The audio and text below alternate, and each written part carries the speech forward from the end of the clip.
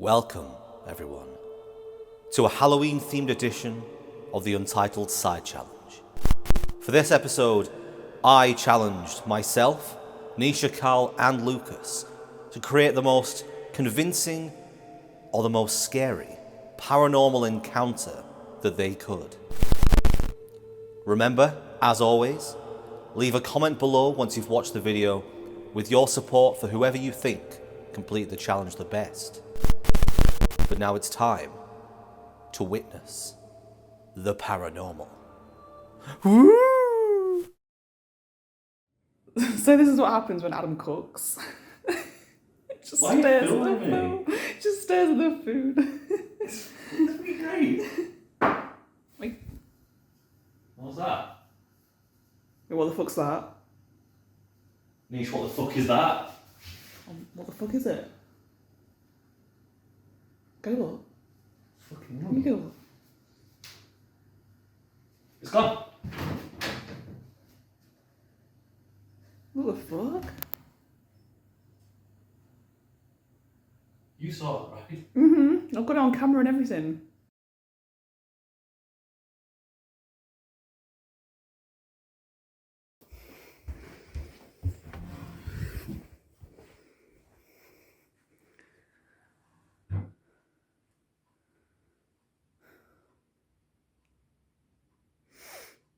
What the fuck?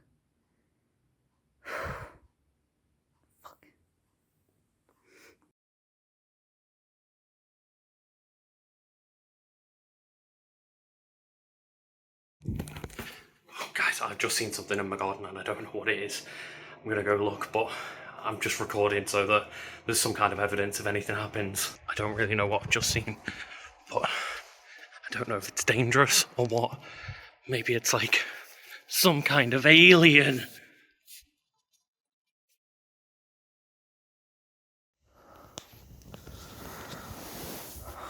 Cupboard door's moving again.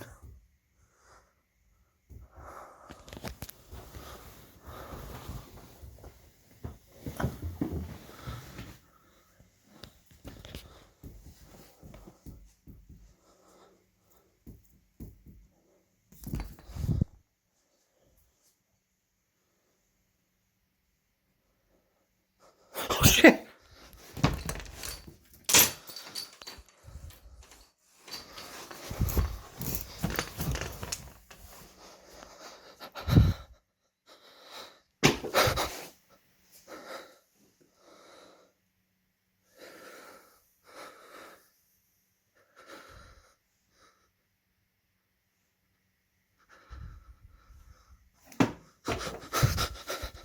Oh shit!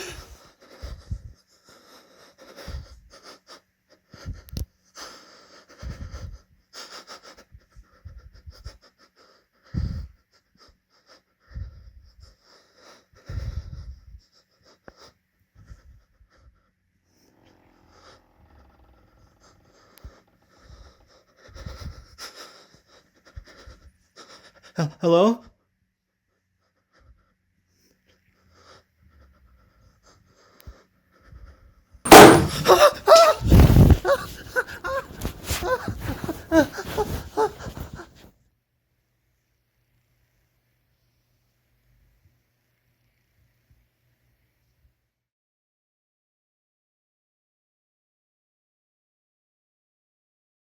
So I was told that the goal of this video was for us to create something spooky, or that could convince people that the paranormal was real.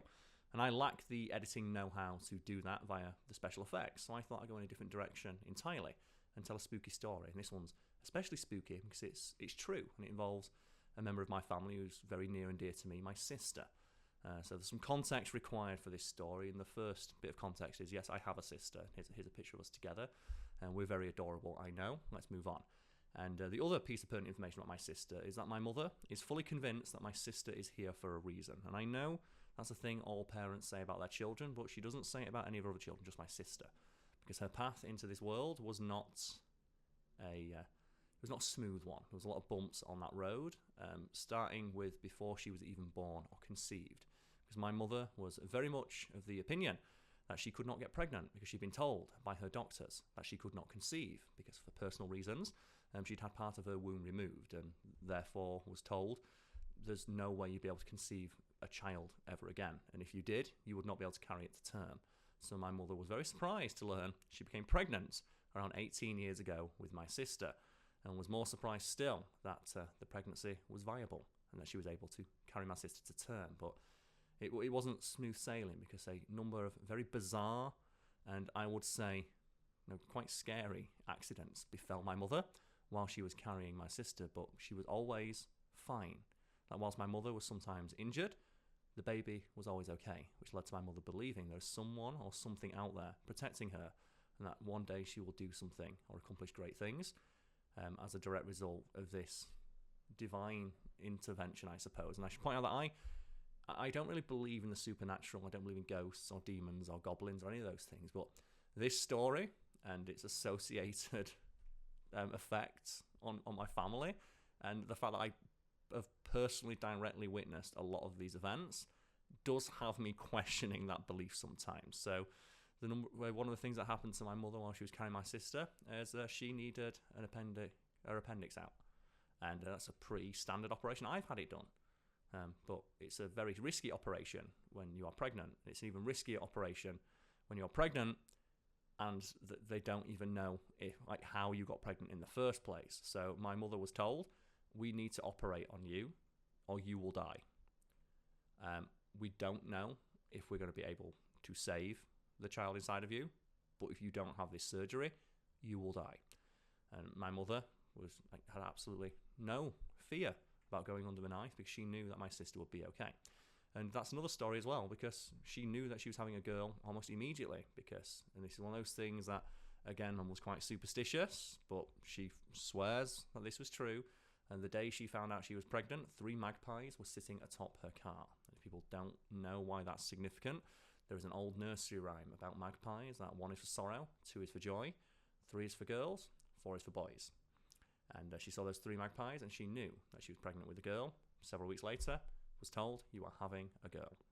But back to the appendix being removed, the surgery went fine. My mother recovered. They were told it is 1,000,000 to 1 odds that you'd even be able to have this baby in the first place, and now to survive this surgery and the baby to still be okay is nothing short of a miracle. And while my mother was pregnant, it's worth pointing out that my grandmother, her mother, fell quite ill. But one of the things that my grandmother would always say, which was, as members of the family, found quite creepy, is that I will always watch over you and your daughter. And we just always wrote that off as just my grandmother not being all there towards the end. But my mother was very much of the belief that her mother was indeed watching over her when she passed. Because when my sister was born, it still wasn't smooth sailing, because she was born prematurely. Again, not given a very high chance of survival, somehow beat the odds. And when doctors were able to properly examine her, they discovered that she had a condition that would not allow her to walk. 2 years later, she took her first steps towards my brother. My brother, to this day, has a tattoo on his arm, just of several footsteps, indicating that Jamie, my sister, first walked towards him. After, remember, being told at birth, your child will never walk. Right now, she doesn't really walk much. She just mostly plays Xbox. But when you're a miracle of medicine and science, you've earned yourself a break. You've earned yourself a nice sit down after all the struggle it took you to walk in the first place. But around 2 years of age, my grandmother passed away very unfortunately, and she was quite delirious towards the end. She was slipping in and out of a coma. But according to my mother, who was the only one in the room when this happened, at some point my grandmother just sat bolt upright in a moment of complete lucidity and told her that I will always watch over Jamie, and then went straight back into the coma, died a few days later. And this is important because just a few days later, my mum was in the hospital again for unrelated reasons, and when she was on the way back into the house, she said she felt it. And her boyfriend, my sister's father, was asking, what do you mean? It's my mother. What do you mean? It's like, my mother's in the house. Jerry, you're not making sense. Your mother's dead. It's like, I know, but she's in the house. And no, they thought nothing more of it. I just convinced my mum went to the house, and then later that very night, all the lights in the house went off. Every single one. And they started going to my mum, absolutely batshit insane. Every light in the house was just going on and off and on and off. All the electronics were freaking out. And at the exact same time this was happening, my grandfather's house, who was still with us at the time, his alarm went off with no explainable reason. It was going off like 2 or 3 in the morning. He could not figure out how to stop it. He had to leave the house because all of his electronics, just the alarms, the lights were all going off all at the same time. He couldn't figure it out. He had to go to Asda, according to my mother, and just walk around the 24-hour Asda for several hours until he went back and the battery had died. And at the same time, still, my mother's sister, my auntie, she heard all the electronics in her house going crazy, and the gate or the doorway entrance into her house, which you cannot access without a key, beeped as if someone was coming in. And when she went out to see, there was no one there. Went back in, she heard the same beep again. So at the same time, the 3 surviving family members of my grandmother were all being, for some reason, targeted by this mysterious entity, as my mother would later put it. And the reason why this story convinces me is because the person who was with my mother at the time, her boyfriend, Jamie's dad, he is like myself. He's a non-believer in any of this stuff, but even he was scared. And he said that my mother was in hysterics. She was crying. She didn't know what to do. She was just screaming, "It's my mother, it's my mother. I know she's here. What is she doing? Why is she scaring me? What is going on?" And all he did is he just stood up. He said he doesn't know why he did it. He just stood up. He stopped comforting my mother, and he just shouted at the top of his voice, "Tammy," my grandmother's name, "stop. You're scaring your daughter." All the lights in the house went out. And I apologise for doing that, but I was tasked with making something that was scary.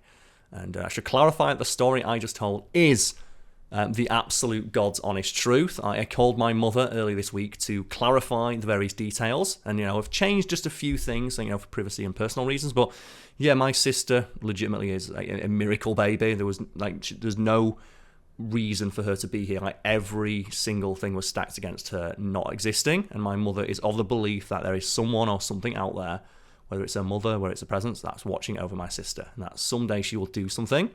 She is on this earth for a reason. And I hope you enjoy the spooky season, and forgive me for what I just did, but admittedly, let's come on. Did I get you? Let me know in the comments. So there we have it, 4 convincing or scary paranormal encounters caught on film. Who do you think did the challenge the best? Let us know in the comments below by writing TeamKarl, TeamNisha, TeamLucas or TeamBrad. Thank you for watching, and have a happy Halloween.